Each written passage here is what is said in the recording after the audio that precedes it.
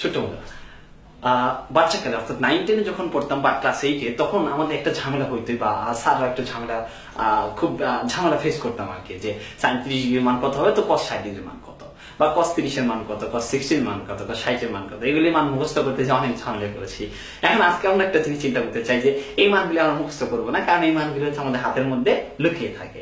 এখন জাস্ট আমাদের একটা প্রসিডিউর জানতে হবে, হাত থেকে কিভাবে এই কোণের মানগুলি বের করে ফেলা যায়।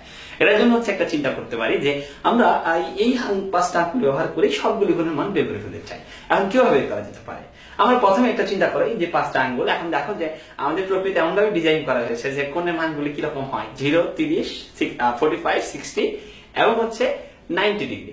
এখন এই যে 5টা মান, এখন আঙ্গুল আমাদের হাতে 5টা, তাহলে এই যে আঙ্গুলের মধ্যে আসলে কোণের মানগুলি লুকিয়ে দেওয়া হয়েছে। এখন এটা আমরা কিভাবে চিন্তা করতে পারি? আমরা প্রথমে কিছু জিনিস আগে ঠিক করে নিতে হবে। আমরা এটা হচ্ছে আমাদের 5টা আঙ্গুল। এখন এই 5টা হচ্ছে, এটা হচ্ছে আমরা এই পাশগুলিকে বলবো সাইন পার্ট। তাহলে এখানে আমরা একটা সাইন একটা অংশ দিয়ে রাখলাম, যে অর্থাৎ এই বৃদ্ধাঙ্গুলির যে 5টা আছে এই পাশটাকে সাইন, আর ওই পাশে যেটা থাকবে ওই পাশের মানগুলো হচ্ছে কস বের হবে। এবং এটা হচ্ছে 0 ডিগ্রি, এটা হচ্ছে 30 ডিগ্রি, এটা হচ্ছে 45 ডিগ্রি, এটা হচ্ছে 60 ডিগ্রি, এটা 90। তাহলে এই মানগুলো এখন কিভাবে বের করা যেতে পারে? এখন 0 ডিগ্রির কথা চিন্তা করে আমরা প্রথমে চিন্তা করি একটা সহজ জিনিসকে, ধরো sin 30 ডিগ্রির মান আমরা বের করতে চাই।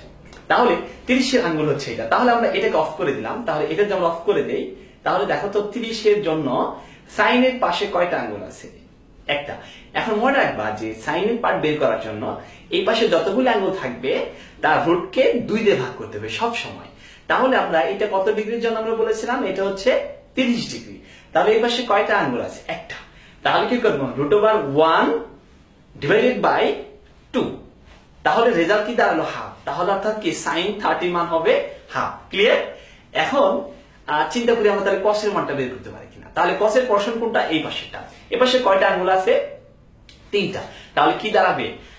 √3 ডিভাইডেড বাই 2, অর্থাৎ যে পাশে যতগুলি থাকবে তাকে রুট করে ভাগ করতে হবে।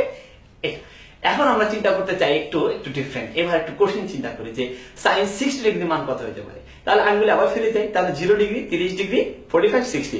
তাহলে 60 এই ভাগটা বন্ধ করে দিলাম। তাহলে এবার দেখো সাইন পোরশনে অর্থাৎ সাইনের পাশে কয়টা আঙ্গুল আছে? 1, 2, 3টা। তাহলে রেজাল্টটা কি হবে জানো? ওটাকে রুট করে 2 দিয়ে ভাগ করতে হবে।